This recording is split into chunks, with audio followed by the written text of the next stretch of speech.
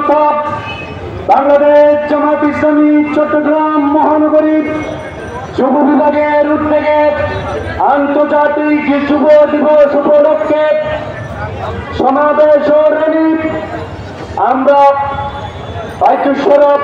পাড়া থেকে এই পর্যন্ত র্যালি করে এসেছি।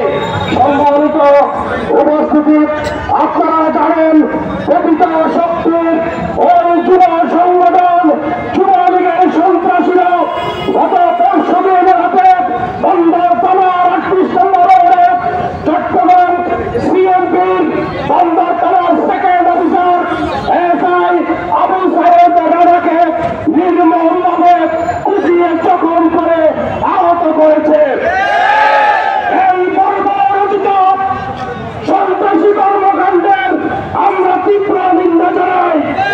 অনতিবিলম্বে যুবলীগের ওই সকল সন্ত্রাসীকে গ্রেপ্তার করে দৃষ্টান্তমূলক শাস্তি দিতে হবে। বাংলাদেশ জামায়াত ইসলামীর আমির ডাক্তার শফিকুর রহমান আগামী দিনে দুর্নীতির বিরুদ্ধে আর একটি যুদ্ধ ঘোষণা করেছে।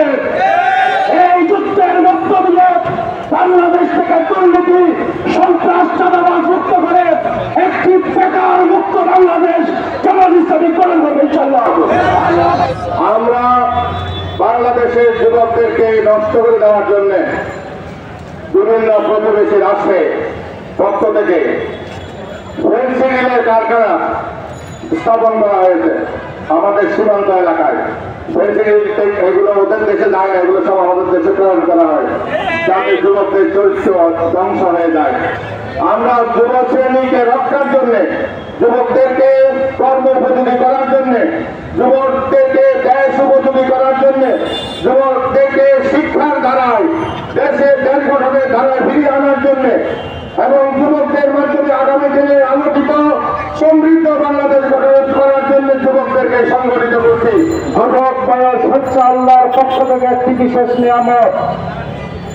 এই নিয়ামতের কদর করতে হবে আমাদেরকে, না হলে কালকে পরকালে আমাদেরকে জবাবদিহির সম্মুখীন হতে হবে। কিয়ামতের ময়দানে 5টি প্রশ্ন করা হবে, তার মধ্যে একটা অন্যতম প্রশ্ন হচ্ছে আনসবাবিহি ফিবাদরা, তোমার যৌবন কালকে কিভাবে কাজে লাগিয়েছ। আর আমরা জামায়াত ইসলামী চাই যৌবন কালকে সোনালী যুগ হিসাবে কাজে লাগাবে, আল্লাহর গোলামি করবে, রসুলের সুন্নাহর অনুসরণ করবে, দেশ গড়ার কাজ করবে, সমাজ গড়ার কাজ করবে, নেতৃত্ব দেবে, ভালো কাজে নেতৃত্ব দেবে, অসৎ কাজ প্রতিরোধ করবে। এইভাবে যদি বাংলাদেশের যুবকেরা ভূমিকা রাখে তাহলে বাংলাদেশ হবে সন্ত্রাস মুক্ত, বাংলাদেশ হবে চাঁদাবাজ মুক্ত, বাংলাদেশ হবে মাদক মুক্ত, বাংলাদেশ হবে ইফতিজিং মুক্ত, বাংলাদেশ আমাদের সোনার দেশে পরিণত হবে। এইভাবে যদি যুবকেরা নিজেদের জীবন কাজে লাগায় তাহলে কালকে কিয়ামতের কঠিন ময়দানে অসাপূর্ণ সাফি ইবাদাতিল্লাহ যারা আল্লাহর গোলামিতে কাটিয়েছে সেই যুবকদেরকে আল্লাহ বিশেষ সম্মান দেবেন আর সেই নিচে ছায়া দেবেন ইনশাআল্লাহ। আমাদের যুবকেরা আজকে সচেতন। জেনারেশন জেড যাদের জন্ম হয়েছে 1995 সাল থেকে 2012 সাল পর্যন্ত, তাদের নেতৃত্বেই জুলাই বিপ্লব সংগঠিত হয়েছে। এরপরে 2012 সাল থেকে 2024 সালে যারা জন্মগ্রহণ করেছেন তারা হচ্ছে জেনারেশন আলফা।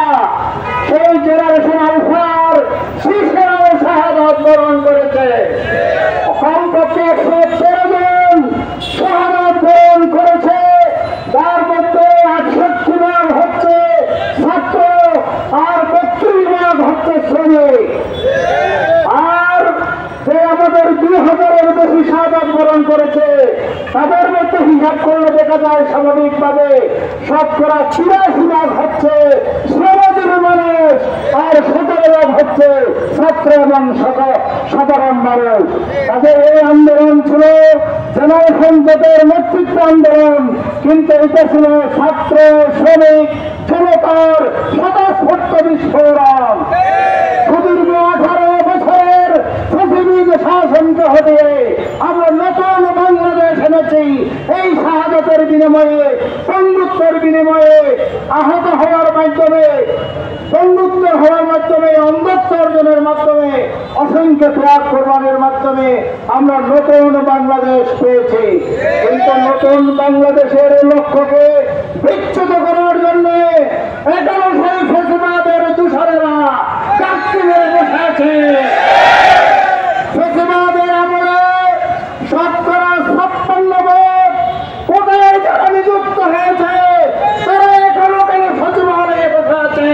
আমরা জানতে চাই এই কোটায় নিয়োগ করা সকলকে প্রশাসনের সর্বস্তর থেকে হটিয়ে দিতে হবে। জুলাই চেতনার আলোকে পুরো প্রশাসনকে তাদের সাজাতে হবে, তাহলে আমাদের জুলাই বিপ্লব সফল হবে। আর আমরা দেখতে পাচ্ছি যে জুলাই বিপ্লবের উদ্দেশ্য ছিল একটি কল্যাণ রাষ্ট্র উপহার দেওয়া, একটি বৈষম্যহীন সমাজ উপহার দেওয়া। সেই সমাজে এখনো চাঁদাবাজ, লুটতরাজ, রাহাজানি চালানো হচ্ছে।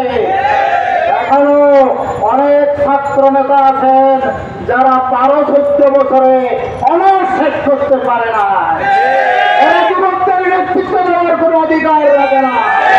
সেই যুবকদেরকে, এই সৎ এবং ক্ষুধাবিরু যুবকদেরকে এগিয়ে আসতে হবে সমাজে নেতৃত্ব দেওয়ার জন্য। আসুন আগামী দিনে আমরা এই সমাজকে নেতৃত্ব দিই চাঁদাবাজির বিরুদ্ধে, সন্ত্রাসের বিরুদ্ধে, ভোট ডাকাতির পরিকল্পনাকে নস্যাৎ করে দিয়ে আগামী নির্বাচনে ন্যায় এবং ইনসাফের প্রতীক দাঁড়িপাল্লাকে বিজয়ী করার মাধ্যমে আমরা ইনসাফপূর্ণ সকল মানুষের জন্য কল্যাণকর, ধর্ম বর্ণ নির্বিশেষে সকল মানুষের মানবাধিকার নিশ্চিতকারী একটি কল্যাণ রাষ্ট্র প্রতিষ্ঠা করতে চাই। আগামী দিনের সেই সংগ্রামে অংশগ্রহণের আহ্বান জানিয়ে আমি আমার কথা এখানে শেষ করছি।